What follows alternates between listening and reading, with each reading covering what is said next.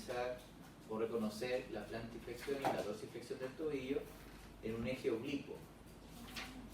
Entonces, la pregunta sería, cuando se hace plantiflexión, flexión plantar, que es como cuando yo me pongo en punta de pies, ¿el pie tiende hacia la inversión o hacia la eversión?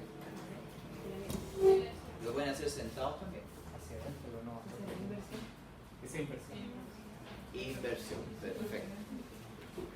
Y eso es debido a que el maleolo medial, que es tibial, se ubica más arriba y más adelante que el maleolo fibular. Ya, entonces, si yo tuviera en mi tobillo derecho los maleolos alineados, en realidad el maleolo tibial que es por dentro se encuentra más arriba y más adelante que el maleolo fibular.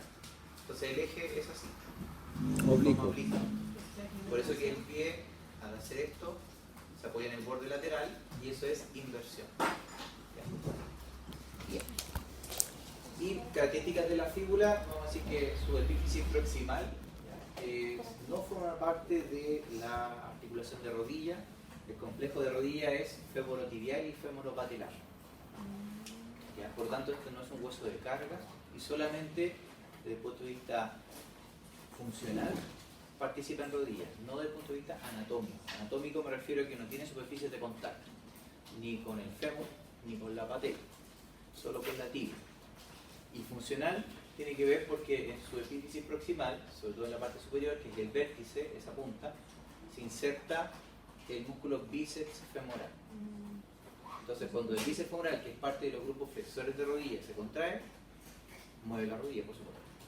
Los isquiotibiales, o llamados isquiosurales, también llamados isquiotibiofibulares, son ese grupo importante que flecta la rodilla. Entonces, en la epífisis proximal vamos a encontrar el punto de inserción, ¿ya?, para ese músculo, y también la carilla articular, que es plana. La articulación que está acá arriba, ¿cierto?, de hecho esa es la superficie, entre la fíbula y la tibia, es una sinovial plana, que es esta de acá, y se contacta en sentido posterolateral. Entonces no está lateral inmediatamente al platillo tibial, sino que se encuentra, repito, posterolateral. Se asemeja bastante a lo que es el antebrazo, pero la gran diferencia es que en el antebrazo el radio gira sobre su propio eje, que es la pronosupinosidad. Pero acá no, acá tenemos dos superficies planas, tanto en la tibiofibular proximal como también después en la que está abajo, que es la tibiofibular distal. ¿Ya? En la de abajo siempre hay dos versiones. Está que se considera plana y está la otra versión que se considera trocoide. ¿Ya? Porque tiene ligera concavidad y convexidad, en este caso cóncavo hacia la tibia y convexo hacia el extremo caudal de la mandíbula. No puede ser trocoide, que es lo que se contraargumenta, porque no es sinovial. La de abajo es fibrosa. Ya se lo voy a mostrar. Entonces, a nivel proximal está estabilizado por ligamentos tibiofibulares anteriores y posteriores, y aquí se observa claramente entonces que el hueso de la fíbula no es de carga, ¿ya? Solamente da estabilidad al tobillo y movimiento a la rodilla. Entonces, si uno mira por proximal, esto es lo que se encuentra. Esta es la fíbula. Entonces, primero un ligamento colateral, ¿ya?, que es colateral entonces fibular o peroneal, y ahí está el tendón del bíceps en el mismo punto en la cabeza de la fíbula, y los dos ligamentos de refuerzo que le dan por anterior y por posterior. Y por medial, la tibia, ¿cierto?, tiene este ligamento colateral, que también existe por la fíbula, que es ese de ahí. Ambos ligamentos colaterales son los ligamentos que evitan la abducción y la aducción de la pierna, cosa que es inexistente en articulaciones que son de dos cóndilos. Entonces no se pueden separar los cóndilos. Eso ocurría tanto en la atlanta occipital como también en esta. Incluso también en estas, en las interfalángicas de los dedos. Tampoco existe. Ya, lo que se está moviendo acá es la metacarpofalange. Y entre ambos huesos está la membrana interósea.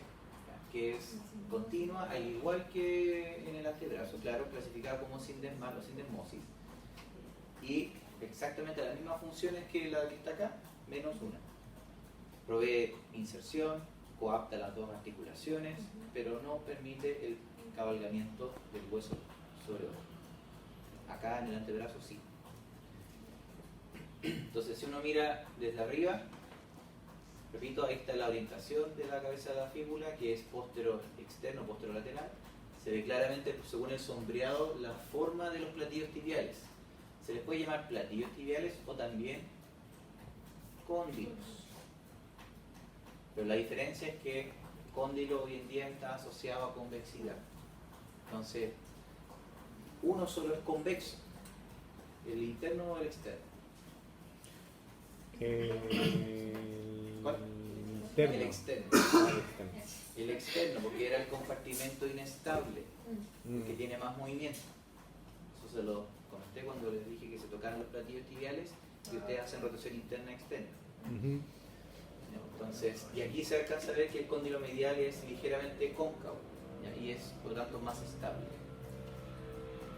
Y la orientación de los maliolos, como les decía que el maliolo medial o tibial es más hacia adelante, aquí se nota con respecto al maliolo fibular. Entonces el eje, entre comillas, perlateral de tobillo no es horizontal, sino que es oblicuo, desde abajo a atrás, hacia adelante a arriba, que es la orientación del eje. Y esta es la articulación tibiofibular distal, que va a ser también considerada plana según sus superficies. Se describe como trocoide, pero no es clasificada como tal porque no es una sinovial, es fibrosa. Entonces aquí se describe el maliolo externo, que es a nivel fibular, articula con la tibia y va a formar una articulación tibiofibular distal fibrosa. La de arriba es sinovial. La articulación abajo es una anfiartrosis, correcto. Sí, como nido por tejido blanco. Sí. Y entre la tibia y la fíbula, el espacio que está ahí es como si estuviera de esta forma. Todo ese espacio se denomina la mortaja tibiofibular. Y la mortaja contiene o atrapa al hueso que comienza con el pie, que es el talo o astrágalo, que sería el primer hueso de carga del pie y que inmediatamente transmite el peso hacia el calcáneo. Entonces el calcáneo es su talón, ese es el punto de apoyo hacia el suelo, y que en el pie, como vamos a ver más adelante, la carga se distribuye hacia los dos lados del pie, hacia la parte lateral y la parte medial. Entonces, cuando se habla de la transmisión de la carga desde el astrágalo o del talo, que es este primer hueso, este apunta con su cabeza hacia un hueso medial del pie, medial porque aquí está el hallux, aquí está el primer dedo. Entonces, ese hueso es el navicular o escafoides. El escafoides del tarso, sí, porque ya hay un hueso que ya hemos dicho que se llama escafoides del carpo. Entonces, cuando digan escafoides, tiene que decir del tarso. Mejor digan navicular, que es el nombre propio para pie. Entonces, el talo carga hacia el navicular, mientras que el calcáneo, que se encuentra debajo, articula hacia el lado lateral, y ese es el cuboides. El cuboides es hueso del medio pie, al igual que el que les mencionaba, que es el navicular. Medio pie. El pie se divide en tres partes, podríamos decir: retropié, talo y calcáneo. Medio pie, navicular, cuboides y las tres cuñas, que son lateral, intermedia y medial. Esta es la medial, esta es la intermedia y esta es la lateral. Y el antepié es del metatarso hacia adelante, hacia las falanges. Profe, disculpe, medio pie y el otro ¿cuál era? El antepié. Antepié. Retro, medio, ante. Entonces, las articulaciones claramente se van nombrando según los huesos que van contactando. Normalmente se habla de talo calcáneo navicular, en el caso de que se contacten en las tres partes, talo, calcáneo y el navicular. Ahí, se ve. Talio, ahí está el calcáneo, ahí está el navicular, ahí está el cuboides.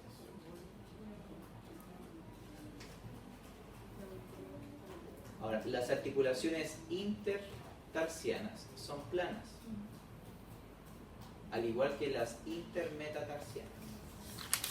Ya, eso quiere decir que se asemejan bastante a los de la mano. Las que están entre el carpo también eran planas. Las que están en las bases de los metacarpos también eran planas.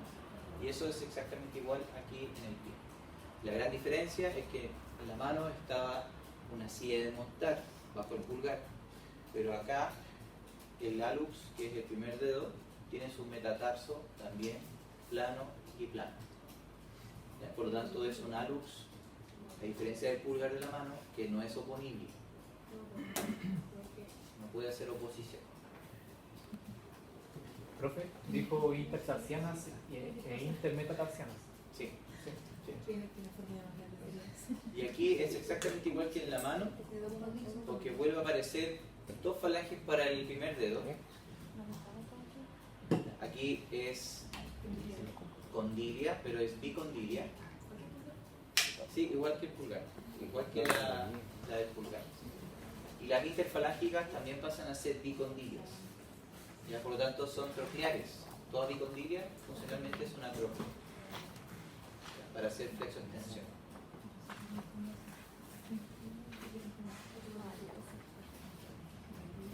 Entonces aquí hay dos visiones, la vista medial, que es esta de arriba, y la vista lateral, que es esta de abajo. Y podemos observar los dos arcos plantares, el lateral y el medial. El medial significa desde el suelo hasta aquí, hasta este punto, que es la cabeza del talo, o la cabeza del trágano. Entonces eso es medial. Por lo tanto, normalmente el arco plantar medial es más elevado que el arco plantar lateral, que prácticamente el calcáneo toca con el suelo en su borde externo. Y de hecho toca la base del quinto metatarsiano. Ahí. Entonces vamos a tener un talo que tiene su cabeza expuesta en la parte inferior. Eso que ven ahí es la cabeza del talo, que debería estar articulando entonces con el ahí, navicular.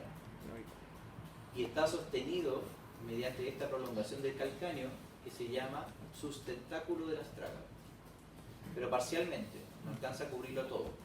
Entonces ahí en ese lugar va a haber un ligamento que cruza acá, que se llama calcáneo navicular plantar, y va a cubrir ese espacio para darle soporte a la cabeza del talo. Entonces el ligamento va a ir aquí, del sustentáculo, y lo va a contener ahí abajo hasta insertarse en el navicular. Y conocido también como ligamento de resorte plantar, porque esa es su función. A medida que se carga la tibia de peso sobre el talo se inclina hacia adelante y encuentra que este espacio solamente está sostenido por un ligamento. Entonces permite la amortiguación del arco plantar medial. Cuando se amortigua, nosotros percibimos que a medida que hacemos la carga del pie, ¿cierto?, hay tensión en la parte medial. Entonces ocupamos esa amortiguación del ligamento para a veces el rebote. La gente que tiene pie plano no tiene esa sensación de efecto de rebote del ligamento. Entonces tienen impactos mucho más duros que repercuten en el tobillo y en la rodilla. Por lo tanto, los que tienen pie plano tienen o debilidad del ligamento o incluso, por supuesto, debilidad de la musculatura plantar. Y por lo tanto su rebote se ve afectado. Y nosotros rebotamos caminando, saltando y haciendo cualquier actividad que implique la carga de peso. Profe, por ejemplo, la fascitis plantar tiene que ver con la tensión de ese ligamento, ¿no? Sí, también. Sí. Debilidad del ligamento de la musculatura repercute en que la fascia que envuelve al músculo cuadrado plantar se tense más de lo normal. Porque la estabilidad siempre va en progresión en tres niveles. Primero, la superficie articular. A mayor contacto, mayor estabilidad. Segundo, la tensión de los ligamentos. que depende de su grosor y de la distancia de sus inserciones. Y tercero, de la actividad muscular. Esos son como los tres componentes que van aumentando mejorando la estabilidad. Si la superficie es insuficiente, recaen en los ligamentos. Si los ligamentos son blandos o son más delgados, recaen en los músculos. Y así. Y en la parte plantar se alcanza a ver, cosas que también aparecían en la mano, pequeños huesos sesamoides. En el pie toman mayor relevancia que en la mano, porque aquí después vamos a ver inserciones musculares de músculos que flectan esta articulación. Y flectar esta articulación incluso es más importante que propia de la mano, porque es la que permite el impulso, parte del impulso final durante la marcha. Ahora, todos los metatarsianos, al igual que los metacarpianos en la mano, son semejantes. Y acá se parecen más que los de la mano. Todos tienen bases planas con el tarso y superficies también planas entre ellos. Entonces, todo eso que se ve en esta línea articular. Tarso metatarsiana, y entre ambas, en realidad entre los 5 metatarsianos también son planas. La del pulgar en la mano, aquí estaba la excepción. Porque en la mano, si ustedes lo ven, aquí hay una analogía, como que esto fuera la segunda hilera y esto fuera la primera hilera. Entonces, aquí esto es la cuña medial plana. Acá era silla de montaña.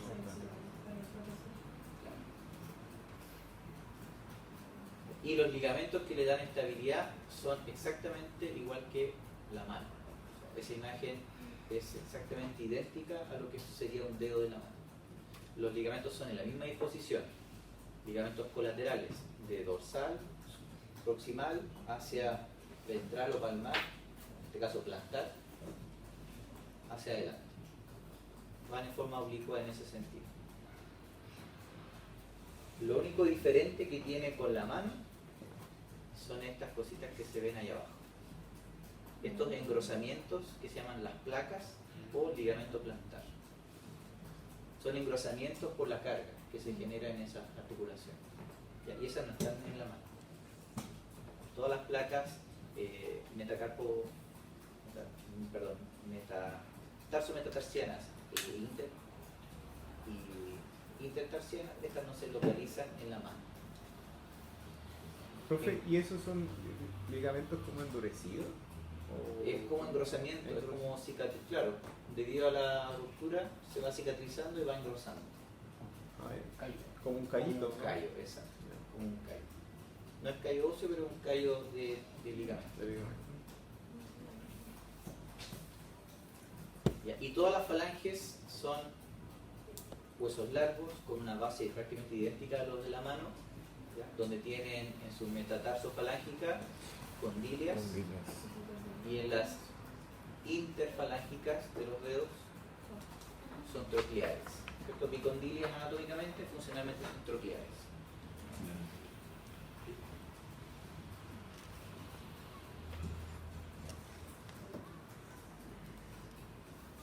Y aquí, bueno, esto le quería aclarar, porque cada dedo de los pies se le llama ortejo, porque es como la convención que hoy día se lleva, ¿ya? Entonces, los dedos de la mano, ¿son falanges? las falanges de los dedos, o sea, dedos es propio de la mano, y ortejo es propio de los pies. O sea, cortejo a lo propiamente dedo, pero Dedo no de a los los pies, claro. huesos en sí. Entonces ya se llaman falanges. falanges se llaman igual. Ya.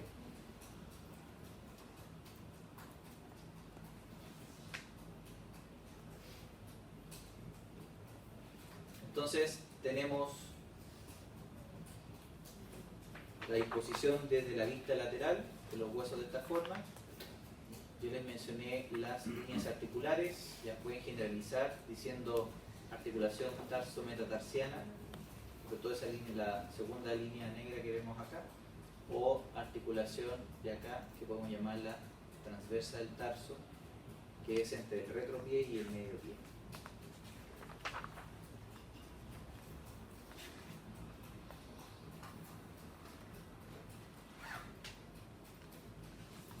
este momento, preguntas.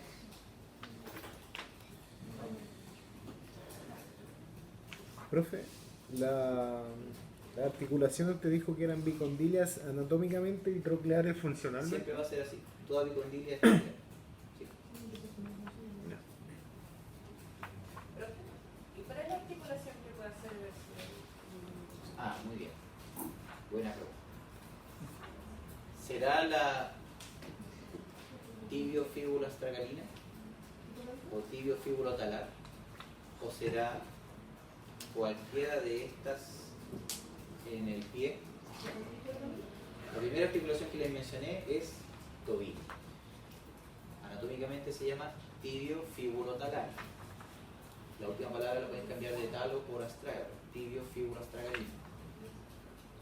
Entonces, la pregunta es, ¿cuál de estas hace inversión-eversión, cierto? La de tobillo o estas que son la transversa del tarso, la tarso-metatarsiana y todas las intertarsianas que están entre medio. ¿El tobillo hace inversión-eversión? ¿Tobillo? ¿O los meta...?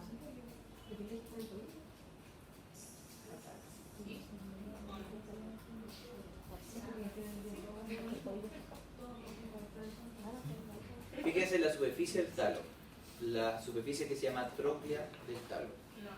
Tiene una cara por medial, tiene una cara por lateral, que sería esta, y tiene una cara superior.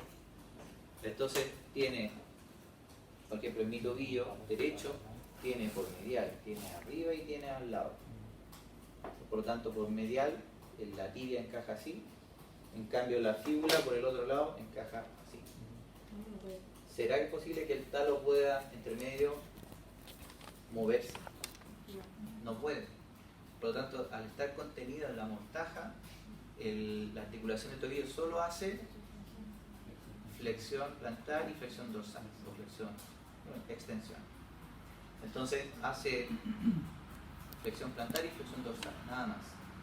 Son las articulaciones de la subastragalina en adelante las que participan en la inversión y eversión. Entonces, la subastragalina es, ¿cuál de todas? ¿Dónde la localizaría? Calcáneo Entre el calcáneo y navicular. y el subastragalina. Y el astrágalo. Sí, calcáneo y astrágalo.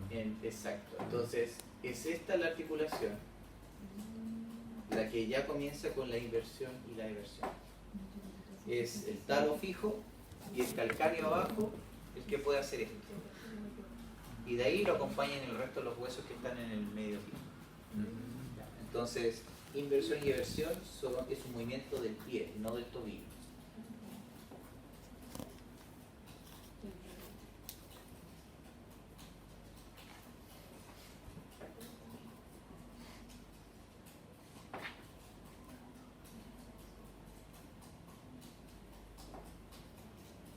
Entonces, acá tienen una gran cantidad de ligamentos y tendones. Apréndanselos todos. En realidad no es difícil. ¿Por qué? Porque nombrando los huesos, tienen que considerar que nombrando los huesos tienen los ligamentos y le agregan dorsal y plantar. Cosa que nunca van a hacer. Así como izquierdo y derecho, nunca lo han reconocido. Porque, mire, claro, porque le digo dorsal, dorsal, dorsal, y ustedes no lo van a colocar y ustedes van a decir ligamento cúbeo navicular, cúneo navicular. Pero si no saben agregar dorsal, yo podría perfectamente pensar que son los plantares, igual que izquierdo o derecho. Entonces, los ligamentos del pie son fáciles de recordar, entendiendo que se reconocen los nombres de los huesos y los conectan todos entre sí, entre su retro, medio y antepié. Y los ligamentos del tobillo, estos sí que son importantes, los que están en este cuadrito rojo. Estos son los que se pueden incluso invertir en el orden, según cómo los van a nombrar. Porque hoy día, por convención, la nómina de los ligamentos es de proximal a distal y de medial a lateral. Entonces, Netter, lo ordenó, por ejemplo, astrágalo, peroneo posterior y anterior. Ahí está posterior, ahí está el anterior. Lo nombró al revés, de distal a proximal. Entonces, está equivocado. Bueno, no es equivocado porque en realidad se actualizó. Entonces, se puede nombrar de las dos formas. Entonces, estos son los 3 ligamentos del compartimento lateral. Y son los más delgados de tobillo. Por medial vamos a ver que son mucho más gruesos. Y si por lateral son 3, 1, 2 y 3, ya, este es el fíbulo calcáneo, que aquí calcáneo peroneo, calcáneo fibular. Este es el más largo con sus puntos de inserción más lejanos, el fíbulo astragalino anterior, que acá todavía se llama astrágalo peroneo o fibular anterior. Bueno, ese es el más largo o el más lejano en sus inserciones y el más propenso entonces a esguinzarse. ¿Ya? Porque a medida que más distancia tiene, más articulaciones, más movimiento abarca entre sus inserciones. Entonces, cuando este pie hace inversión y cuando hace flexión plantar y agrega carga, ahí es cuando se puede esguinzar. Entonces, el mecanismo de lesión, porque algunas veces se han esguinzado el tobillo, ¿no? ¿No? Algunos tienen buen reflejo para proteger o para inhibir. Inhibir significa ceder al movimiento y cargar el hueso por lateral y no se van a lesionar. Al contraer los músculos fibulares que van por el costado, aquí están los 2 tendones, fibular largo y corto.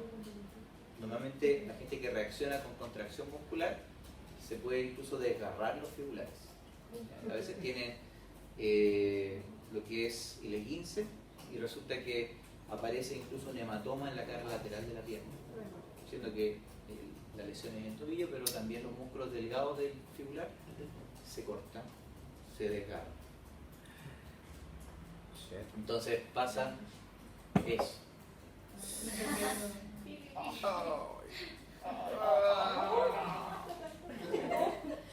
La lupa no la Algo alcanza así a fue. ¿Sí te caíste por? Así. ¿Con tacones? Como que la alumbra y se mantiene. Sí, se pausa. Con un vestido así. Anda con chores.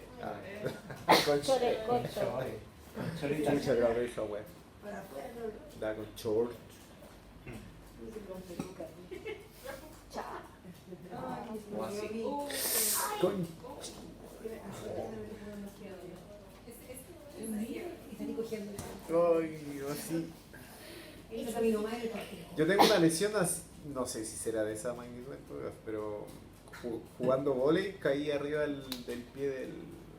Bueno, el otro Gil pasó la malla y le pisé el pie y ahí tuve lo que usted decía, el hematoma en el... En el ¿La pierna? sí, en la pierna. El principal signo va a ser cuando es grado 2, grado 3.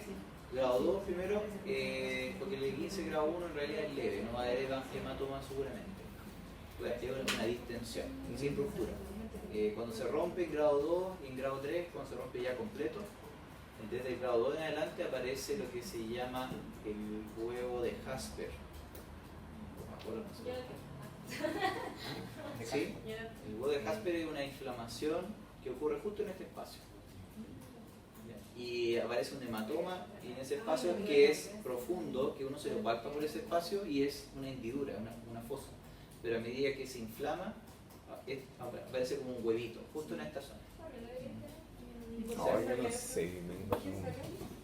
Por sangramiento. La sangre se acumula ahí. Oh. Pero por una lesión o es por... Y la lesión que estamos hablando. El esguince se rompe el ligamento y los tejidos circundantes empiezan a sangrar. El ligamento en sí, como es colágeno, no tiene irrigación directa. Es el tejido circundante. El periteno, los tejidos blandos alrededor se desgarran y ahí... Profe, ahora en este 15 que tuve ahora, me apareció un hematoma. abarca todo. Lo que pasa es que parte Todos. primero con el signo acá. y después por la gravedad empieza a abarcar aquí, Sí, acá, ahí me apareció. y delante del tendón calcáneo, en este espacio. Y después empieza a subir por el espacio donde está el tríceps sural. Pero en todo caso, ¿cómo se llama? ¿Dónde está la... ¿Viste? esta parte? No, esta ¿Esto? parte. La gente que practica deportes de combate también por tanto golpe con el empeño. Sí, exacto. Y les queda así como permanente. Ahora, si eso era por lateral, por medial, ya se nota claramente el grosor de los ligamentos. Y además no son 3, son 4. Entonces, el compartimento medial siempre es más estable, por el grosor y porque tiene un ligamento más. Entonces, un esguince medial es muy poco frecuente. Salvo que antes caías de altura. Así que ya la altura no es saltar, sino que te caíste de un segundo, un tercero, cuarto piso. Así de altura. Entonces, son muy poco frecuentes los esguinces mediales, pero pueden ocurrir. O a veces en accidentes automovilísticos. La gente va y de repente... Profe, disculpe, yo tuve un esguince lateral. ¿Y por qué me duele el malleolo medial? Es que puede ser porque al inclinarse el talo impacta contra el malleolo. Ah, Sí, por eso. Que en inversión, el lado externo del talo cede hacia abajo, por lo tanto se aleja del malleolo. En cambio, el lado interno se impacta hacia adentro. Ah, y ahí ya. duele. Entonces son 4 y no 3 por medial. Y eso hace que sea más estable el compartimento interno. Tibia astracalina.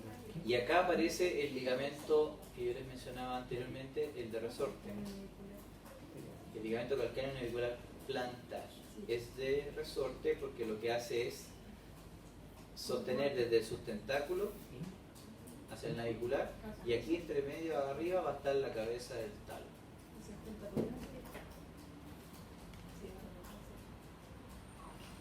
Y aquí se ve mucho mejor.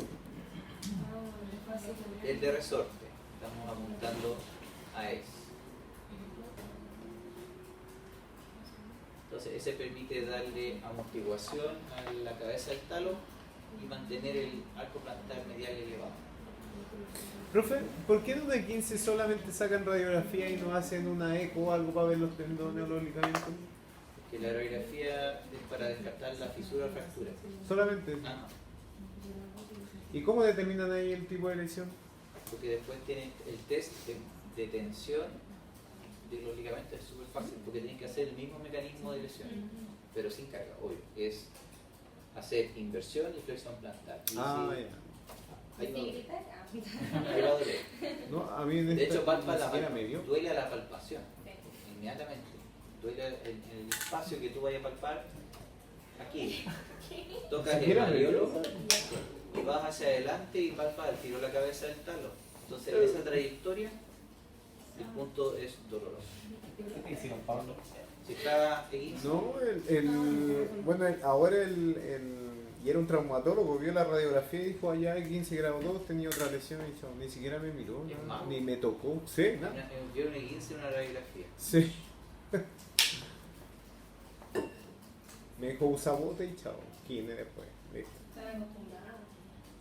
Pero Es que se van por la cantidad de casos. Lo más frecuente es eso. Y te preguntan, el mecanismo de lesión es siempre el mismo. ¿Qué hiciste? Salté, caí, ok. ya. El mecanismo más probable es plantiflexión, inversión del pie y carga de peso. La radiografía es más que nada para descartar fisuras o fracturas, que ocurren a veces a nivel de los malleolos, pero es muy poco frecuente. O sea, el salto, como digo, no es de alta energía. Tiene que caer de una buena inclinación. Entonces, lo que se ve acá es el complejo de ligamentos plantares y además de tendones que cruzan la planta del pie. De los tendones no le presten atención todavía porque es este de acá, estos dos de acá y este de acá. Bien.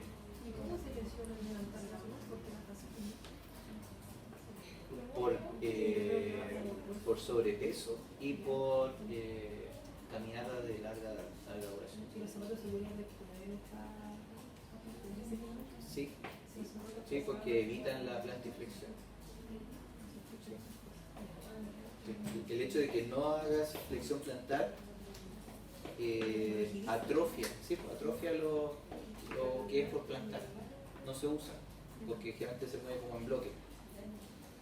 Entonces, al no usarlo, se atrofian los tejidos, no solo músculos, sino que también los ligamentos. Los ligamentos mantienen su densidad con la tensión. Sin tensión, baja su densidad. Lo que no se usa se atrofia, como la regla.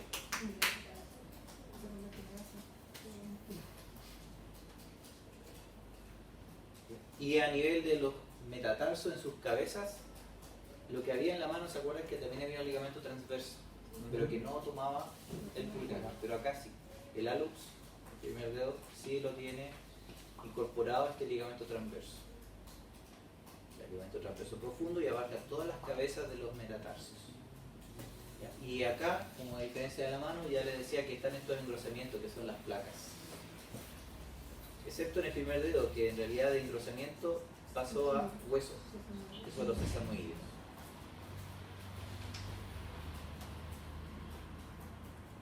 Profe, la gente que camina con los bordes, ¿Sí? ¿ese hueso se aumenta o...? ¿Puede Los aumentar? ¿No? sesamoideos, Sí, sí, ¿no? ¿no? Las personas que caminan o tienen el pie de esta forma, así, Ujú. eso se llama un pie cabo. Y el pie cabo tiende a levantar más el borde interno que el borde externo, que ya está abajo. Entonces, en la flexión de las articulaciones del tarso, queda, este es mi pie izquierdo, queda así. Entonces, eso es un pie cabo. Y eso indica que mi talo que está arriba se va hacia el lado. Pasa a hacer esto y pasa a hacer esto.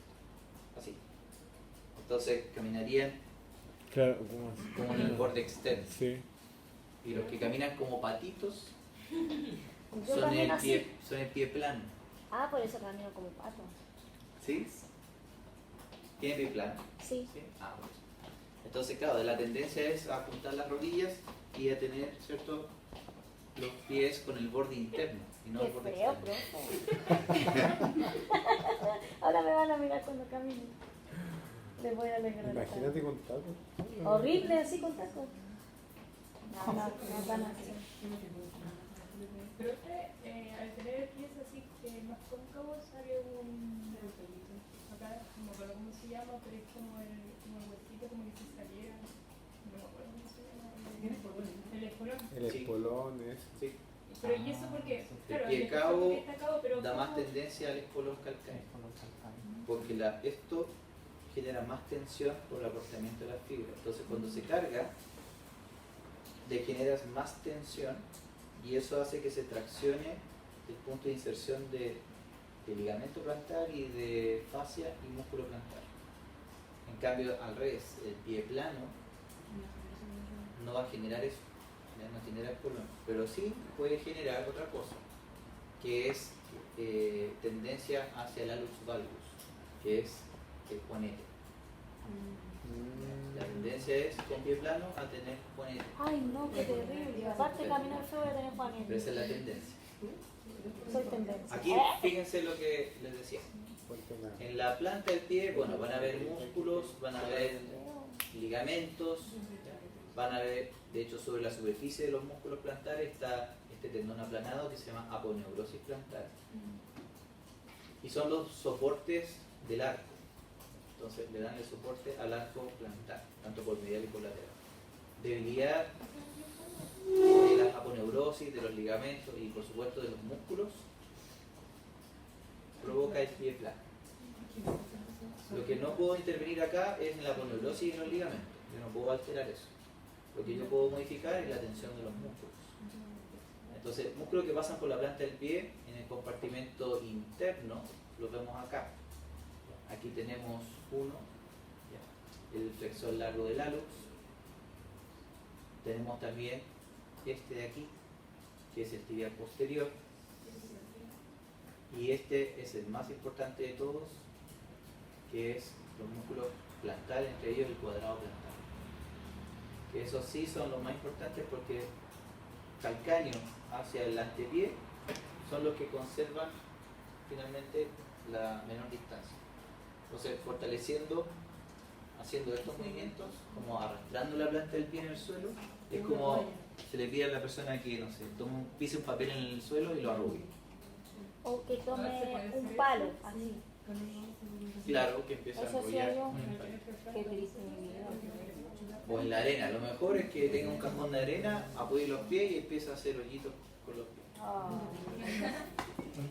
Es lo mejor. Que corra en la playa, a pie Corre la descalzo. vez que camine en la playa. Es lo mejor. Voy a la playa. Profe, entonces cuando se hacen ejercicios para lo que es el pie plano, lo que pasa con la musculatura es acortamiento muscular, ¿no? Eso se busca, siempre se busca el acortamiento.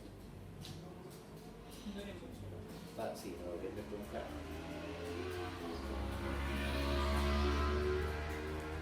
Bien, y de miología de extremidad inferior, partimos por lo que es la región pélvica, los músculos que se llaman pelvitrocanterios, que abarcan alguna parte del hueso coxal y en alguna parte del fémur, por eso se llaman pelvitrocanterios. Trocanterios, o también podemos llamarlos, bueno, pelvitrocanterios, Pelvitrocanterios. o intra y extrapélvico, lo que está acá. Son todos músculos que van desde medial a lateral, de proximal a la distal, y que van a mover la cadera, ¿ya? Principalmente. Ahora, no solo la cadera, sino que también la articulación sacroiliaca. Entonces, el más conocido de los extrapélvicos es por supuesto el primero, el glúteo mayor, que oculta prácticamente el resto, al medio o mediano y al menor, porque cada lado tenemos 3 glúteos, y los intrapélvicos, uno es súper importante, que es el psoas ilíaco, desde el punto de vista funcional, porque el psoas ilíaco es el agonista de la flexión de la cadera, es el que te permite flexar la cadera, y el glúteo mayor también es el agonista de la extensión de cadera. Ahí tenemos un par antagónico. Y el piramidal es importante no desde el punto de vista funcional, sino más bien clínico, en el sentido que el piramidal, cuando se sobreexige, se hace sobreuso, sobrecarga, comprime el nervio ciático. Entonces, el glúteo mayor va a abarcar tanto ilion, sacro, coxis, la fascia toracolumbar,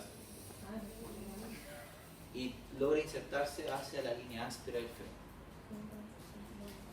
Entonces es el principal extensor de la cadera.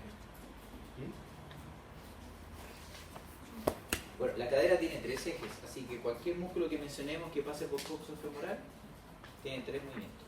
Siempre se menciona uno que es el principal, pero siempre van a poder identificar 2 movimientos más. Entonces es extensor, que es su acción principal, pero también rota hacia lateral o externo, abduce, y aquí sale algo interesante, hace las 2 acciones, abduce y aduce. Es porque si yo proyecto la cabeza del fémur en sentido antero-posterior, estaría más o menos por ahí, ¿cierto? Ahí está la cabeza del fémur. Entonces hay fibras que pasan por encima del eje y hay otras, la mayor cantidad pasa por debajo. Por eso que las fibras superiores abducen. Entonces ustedes pueden abducir con las fibras superiores, como hacer esto, hacer lado, pero también aprietan el poquito. Y eso es aducción. Y ahí es donde trabajan la mayor cantidad de fibras, que son las inferiores. Y claramente si combinan la rotación externa pueden solicitar todas las fibras. O sea, además de abducir, pueden rotar hacia externo y extender. Sería la mejor forma de reclutar todas las fibras musculares. Y el extrapélvico considera también otros glúteos, el medio y el menor. El medio o mediano funcionalmente es sumamente importante para la estabilidad de la pelvis y de la columna femoral. Porque es un músculo que, si lo vemos por ahí, vista anterior, es esa, fija desde la pelvis, desde el coxal, al trocánter mayor. Entonces, cuando ustedes lo ven así, insertado ahí en el trocánter mayor del fémur, es un músculo que tiene de este lado que sostener la pelvis una vez que la pierna opuesta se levanta del suelo. Entonces, esa imagen es viendo el glúteo medio de mi lado derecho. Entonces, si yo levanto el pie izquierdo, se está contrayendo para que la pelvis no caiga hacia el lado opuesto. Entonces, está sosteniendo mi cresta ilíaca y la está llevando hacia el trocánter mayor. Entonces, es un estabilizador de la pelvis para la marcha. Y siempre se contrae hacia el lado de apoyo. Entonces, si apoyo el pie derecho, se contrae este. Al levantar el pie izquierdo, ahí apoyo este y ahí se contrae este de acá. La gente que tiene debilidad del glúteo medio tiene lo que se llama marcha claudicante o cojera. Entonces, la idea es que tu pelvis, cuando camines, se mantenga así. Pero si yo tengo debilidad del glúteo medio, cualquiera o ambos, empiezo a tener, por ejemplo, debilidad del glúteo medio derecho, así. Izquierdo, y empiezo a caminar así. Con la pelvis. Es como patí, pa' mí, patí, pa' mí, patí. El famoso patí, pa' mí, patí. Es. Hay gente que lo hace, voluntariamente, Esa le da color. ¿cierto? Son los mejores. Ah, no sé. Yo de coja. Pero si ustedes tienen inestabilidad de la pelvis producto de debilidad del glúteo medio, gastan más energía. Porque finalmente el centro de gravedad de tu pelvis se empieza a desplazar mucho. Profe, las mujeres en este caso, al tener la pelvis más ancha en este caso, tienen mayor tendencia a debilidad muscular. Así es. Porque involucra que es palanca. Tu cadera tiene una pelvis más ancha, involucra que este músculo del glúteo de este lado medio tiene que sostener más peso. Entonces, la tendencia es esa, claro. Presentan más debilidad del glúteo medio, por eso que basculan más su pelvis. Claro. No como los varones que tienen pelvis más angosta. Entonces, presentan menos casos de Por eso son más piezas. ¿Sí? ¿Sí?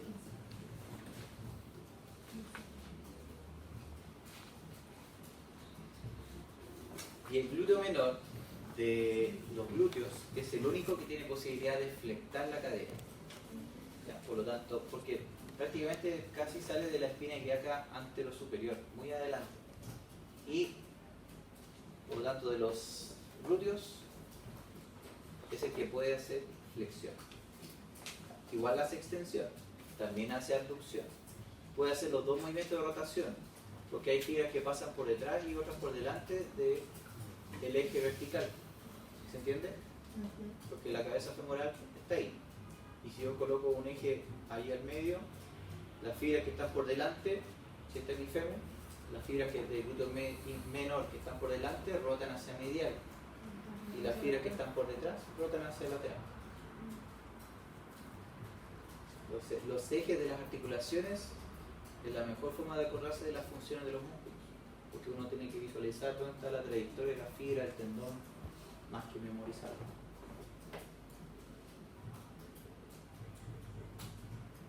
Y aparecen ya los más profundos, los más chiquititos.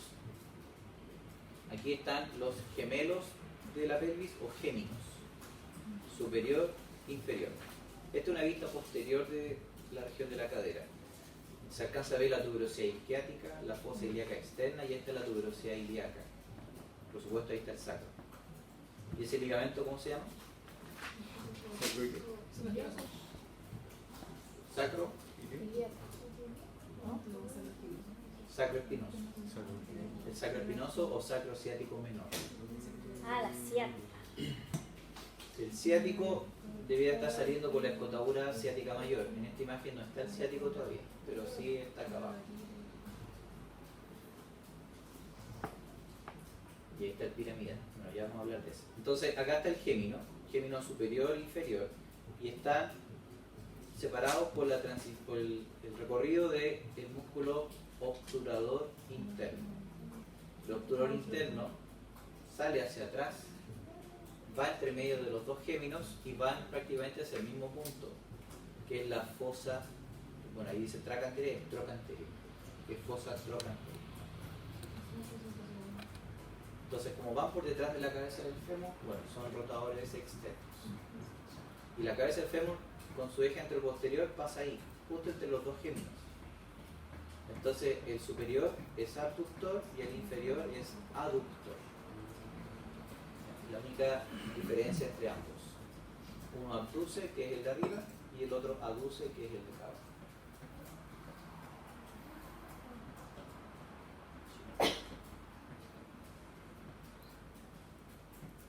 También hay un obturador externo que sale por delante, pero al igual que el obturador interno, van en el mismo espacio, se van hacia posterior.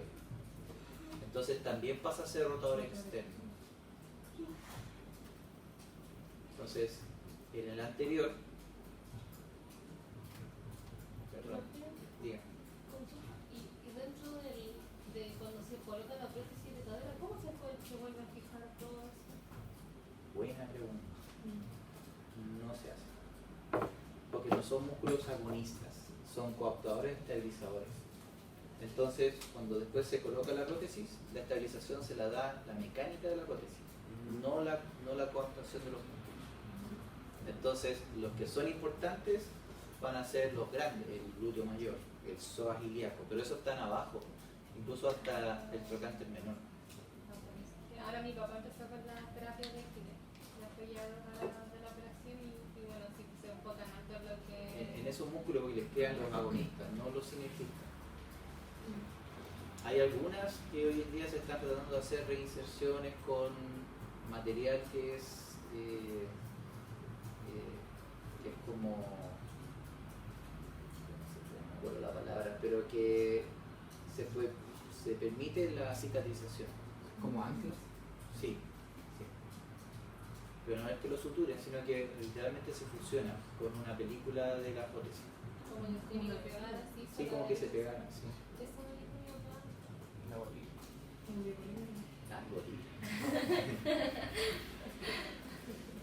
Entonces, el obturador externo, al igual que el interno, van hacia el mismo punto, hacia la fosa trocanteria. Entonces, con los dos obturadores hago lo mismo en cuanto a rotación externa.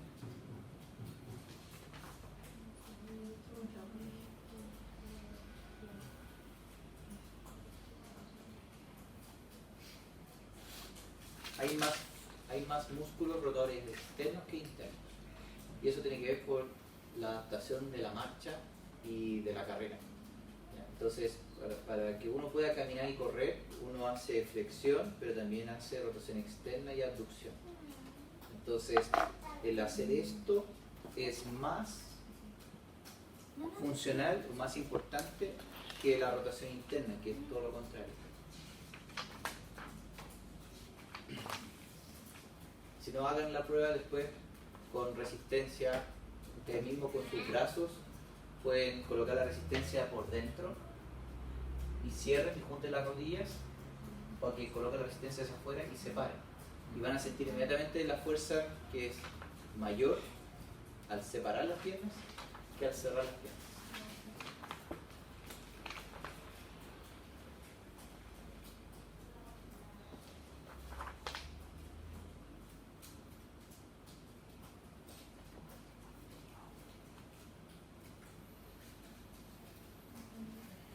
Y aparece entonces el cuadrado también crural o femoral, y aquí es un músculo que está ahí, y como dice su nombre, cuadrado, perpendicular a sus inserciones. Entonces es un músculo potente para la rotación externa. No hay un cuadrado por delante, así que la rotación externa es más débil.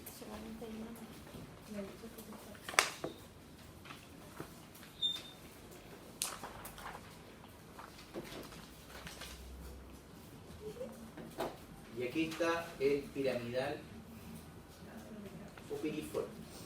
piramidal de la pelvis o piriforme. Entonces es un músculo que sale de la cara anterior del sacro, entonces ustedes tienen el sacro, sale de su cara anterior y se proyecta hacia el lado, hacia el trocánter mayor. Y pasa por encima del eje anteroposterior, así que es abductor. Pasa por detrás del eje vertical de la cadera, por lo tanto es rotador externo. Y es extensor. Lo que pasa por posterior. Sí. Entonces cuando se exige este músculo durante la marcha, durante la carrera, aumenta su volumen por sobrecarga o por sobreuso. Sobrecarga porque el esfuerzo por mayor resistencia, sobreuso porque la gente camina y con mucha rotación externa en la cadera. Y al tener mucha rotación externa, bueno, este empieza a comprimir al ciático que tiene por delante, que tiene por profundo. Entonces pasa eso. Y eso genera como que ahí genera así como que a veces que la pierna es como que se empiece como a dormir o que se ve Claro, como... todo nervio periférico que sea mixto tiene los dos componentes de alteración, sensitiva y motor. Entonces, sensitiva porque va a sentir hormigueo, dolor, hiperalgesia a veces o adormecimiento. Y por otro lado, impotencia funcional, ya que los músculos empiezan a responder menos. ¿Ya?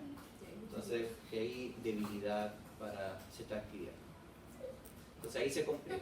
Si usted hace flexión, si usted hace rotación interna y hace aducción, esto sería por tensión del piramidal.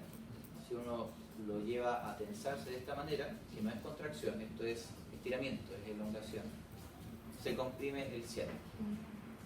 O adoptar esa posición mantenida por mucho tiempo. En flexión, rotación interna y aducción, que es como flectar, rotación interna y aducción. Entonces, si están mucho rato así en esa posición, ahí empieza a tener el ciático con presión y se ve esos síntomas. Incluso pueden quitarle un movimiento, pueden quitarle por ejemplo la aducción y ya con dos ya puedo tener compresión. Por ejemplo, cuando uno va al baño. Exacto. Al baño del campo. Muy bien. Y ahí le quita la aducción. Al baño del campo. Sí, Cuando hay está que en el baño de mantenerte para no... Sí. Se lo duerme la pierna, No me imaginaba. mucho rato en el celular. En flexión, con la rodilla así levemente en rotación interna, con la cadera en rotación interna. Es que ahí tiene la rotación interna, no sé, como... Entonces ahí está el piramidal y abajo el eje ciático. Ahí está el par del nervio glúteo inferior que inerva el glúteo mayor. Y el ciático, la mayoría de los casos, pasa por debajo. Pero siempre hay un porcentaje, entre un 10 y un 15% de la gente que el ciático sale a través del piramidal. Eso es lo peor. Porque de por vida tiene que cada vez que se contrae el músculo se comprime el ciático. Hay gente que tiene eso saliendo aquí, entre medio del músculo. Y el problema está en que la única forma de resolverlo es quirúrgico. Es como literalmente lo que tienen que hacer es enojar, quemar, resecar parte del músculo para que quede cicatrizado y quede un espacio igual que un botón de una camisa o un botón para atrás, tienen que agrandarlo. Entonces así ninguna fibra que va a estar ahí cauterizada va a contraer en ese espacio. Claro, es santo remedio porque nunca más se va a comprimir. Cortar el músculo a lo largo no es recomendable, porque después volver a coserlo, suturarlo, significa que tú ya intervienes en, por lo menos casi un poquito menos de la mitad de los músculos, de la fibra, y eso es un desgarro permanente. O sea, siempre va a tener problemas de desgarro piramidal. Mejor resecar. Entonces le hacen un ojal y listo.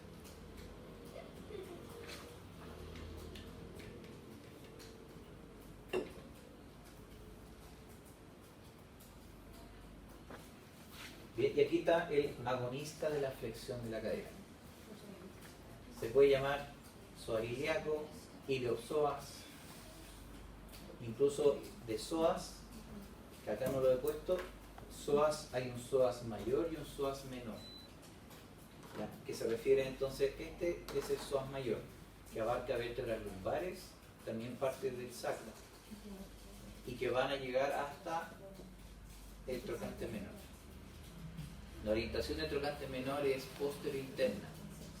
Por lo tanto, si está por detrás, por dentro, significa que así, en esa dirección, yo voy a tomar el psoas que viene ahí y va a poder hacer rotación externa, pero también va a poder hacer flexión.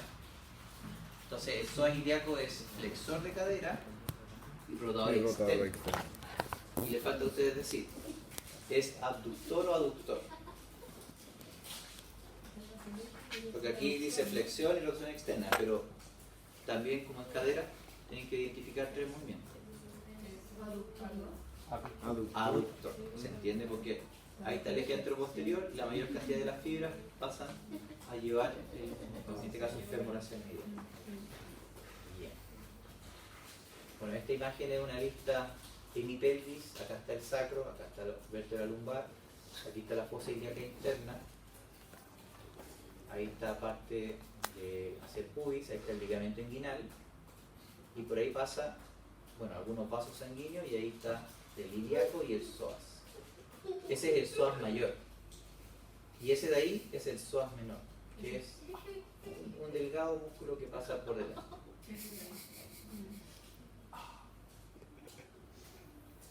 ¿Bien?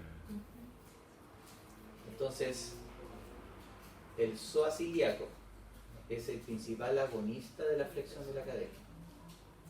Flecta, que es lo que más importante es, aduce y rota hacia externa. Y vuelve a aparecer entonces la descripción de que la cadera tiene más fuerza para rotar hacia afuera, hacia externo, que hacia interno. Todos los músculos chiquititos que acabamos de ver anteriormente, todos pasan por detrás. Y se suma un músculo potente que está adelante, pero que además rota hacia externo. Entonces siempre es más fuerte rotar hacia externo que hacia interno. De hecho, estamos hechos como animales para cerrarnos, excepto en tren inferior, excepto en cadera.